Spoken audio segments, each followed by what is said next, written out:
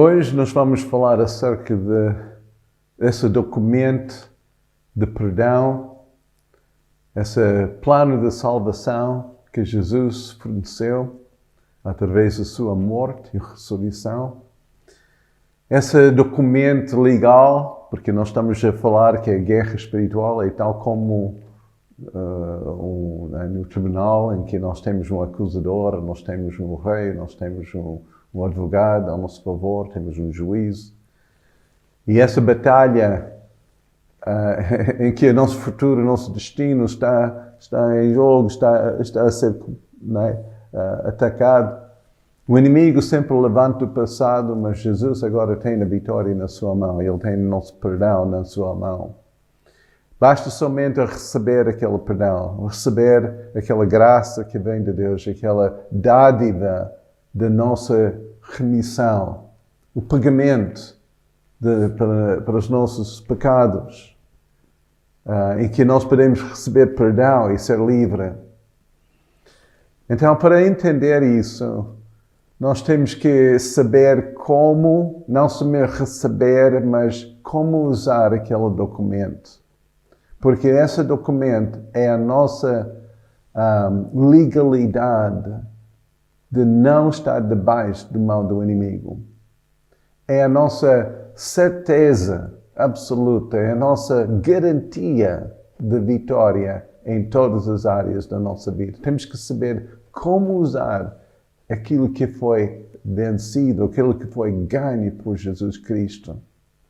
Nesta aula, eu quero que nós focamos em 5 áreas, ok? De como cancelar aqueles argumentos, como usar aquilo que Jesus ofereceu a nós contra o inimigo e como vencer. E primeiro é arrependimento. Arrependimento é quando nós fazemos uma decisão de voltar, de virar, de mudar. Não é que a nossa mudança ou nossas melhores intenções ou muitas promessas de mudar vai fazer alguma coisa. Mas temos que entender que a nossa direção tem sido um desvio. Temos caminhado no sentido oposto de Deus. Nós temos andado pelo nosso próprio caminho. Então, que levou-nos longe de Deus. Arrependimento é uma viragem de direção. Em hebreu, nós temos essa palavra que significa, em termos de arrependimento, que significa uma viragem. Estamos a caminhar num sentido e voltamos para trás. Okay? É interessante que quase todas as palavras que refere a salvação começa com duas letras, R, E. Arrependimento, redenção, renúncia, revivar, restaurar, renovar, renascer. E essas duas palavras, R, E, fala de voltar para trás. Okay? Retornar, estamos a voltar para trás. Deus não mudou. Ele não saiu do seu sítio. Nós que desviamos, nós temos que voltar para trás. Até que voltar ao futuro, voltar para trás para ter futuro. Progresso leva-nos ainda mais longe de Deus. Regresso é quando nós voltamos a Ele. Então, arrependimento tem a ver com uma mudança de direção. No grego, o sentido é mais uma mudança da mente. Nós pensamos de uma forma, agora pensamos de uma outra forma. Uma mente que não é regenerado, que não é transformado, não é? Sempre pensa em si mesmo. O que é que eu acho? E quando nós entramos em arrependimento, nós queremos saber o que é que Deus acha. Nós concordamos com Ele. Não estamos somente a forçar a nossa própria vontade, mas nós dizemos, Senhor, Tu tens razão. Não é? E quando nós dizemos, não é, que não, aquilo que eu fiz era errado. E essa é a segunda palavra, confissão. Confissão significa, literalmente, dizer a mesma coisa. Dizer a mesma coisa que Deus diz. Então, em vez de dizer, eu errei, nós dizemos, eu pequei. Quando nós tentamos argumentar, mas hoje em dia não é assim, as coisas têm mudado, não é tão antiquada, não é? A Bíblia não está a referir na nossa situação de hoje, era somente 3.000 anos atrás ou 4.000 anos atrás, não tem nada a ver com hoje. Hoje os morais são diferentes, hoje os valores são diferentes e tudo isso não.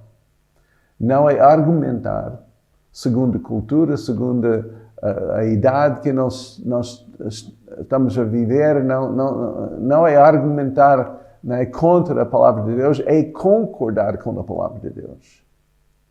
Quando a Bíblia fala em Apocalipse capítulo 12, versículo 11, como nós devemos vencer o inimigo, começa pelo sangue de Jesus. Depois diz pela palavra do nosso testemunho.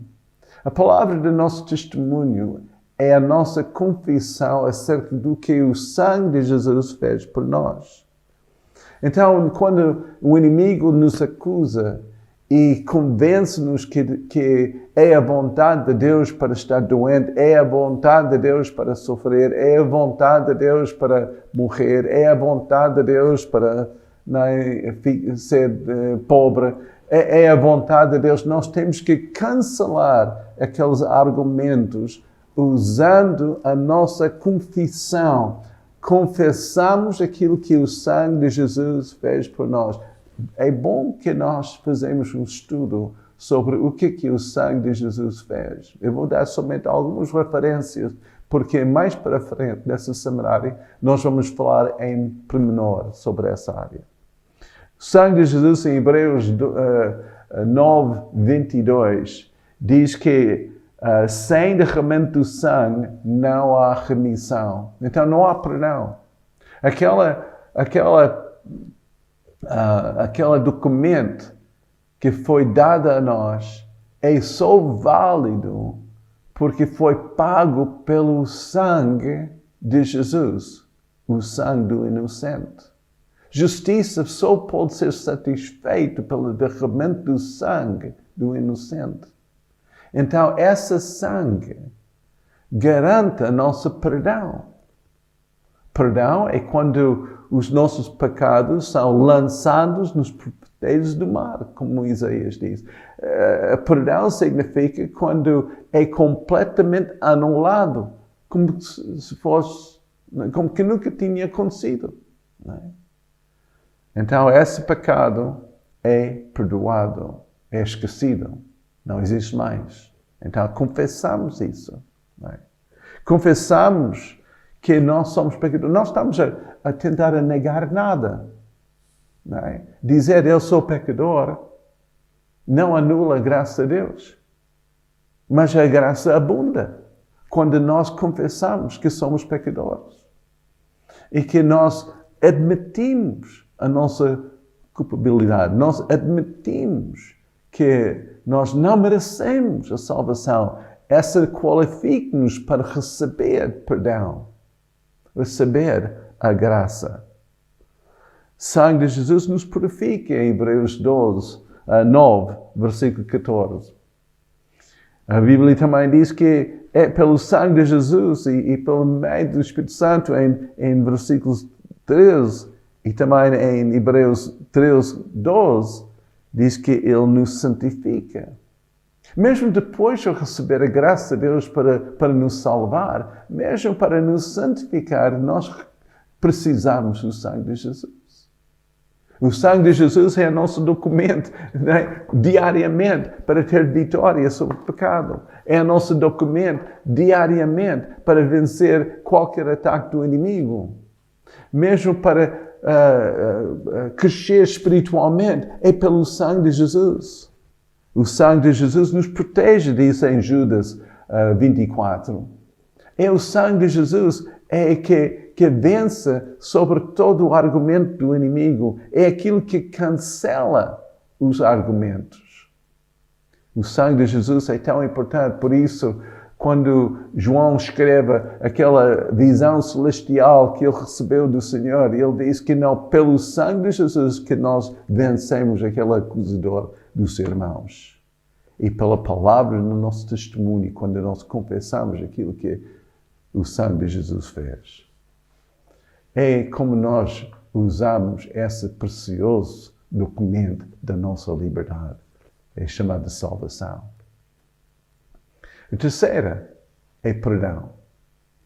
Perdão não é somente que nós recebemos de Deus, porque quem confessa os seus pecados, Deus é fiel e justo para nos perdoar de toda imundícia, todo efeito de pecado na nossa vida é perdoado.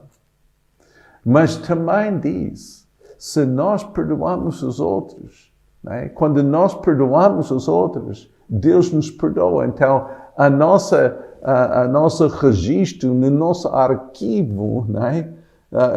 Que nos qualifica, é quando nós perdoamos as pessoas das suas ofensas. Nós vamos falar mais em pormenor sobre isso, mas é tão importante quando nós perdoamos. Naquela oração Pai Nosso, quando fala de perdoar, né, as nossas as pessoas, as suas ofensas, e nós vamos ser perdoados. Né? Então, está condicionado do nosso próprio perdão. Perdão é poderoso para vencer o inimigo. Quando nós não perdoamos as outras pessoas e queremos perdão para os nossos pecados, mas não conseguimos perdoar os outros, Satanás ainda tem um argumento. Ele usa esse argumento. E Deus reconhece esse argumento. Okay? Porque é condicional. A quarta área é da área da renúncia. Renúncia é quando nós cortamos os laços.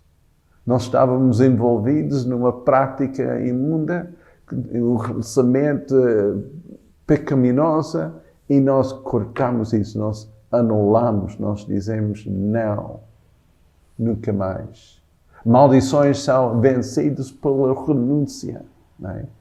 Porque quando nós tentamos somente a desculpar e dizer não era minha culpa, era culpa dos meus pais, era culpa dos meus amigos, eu sou vítima. Quando nós temos aquela mentalidade de vítima, nunca sentimos livres. Mas quando nós assumimos a responsabilidade disso, não, eu fui lá, eu fiz aquilo, eu renuncio a esse envolvimento. Eu renuncio a esse vício. Eu renuncio a essa maldição. E essa é aquela base, porque tem a ver com uma ação da nossa própria vontade. Quem peca, peca voluntariamente.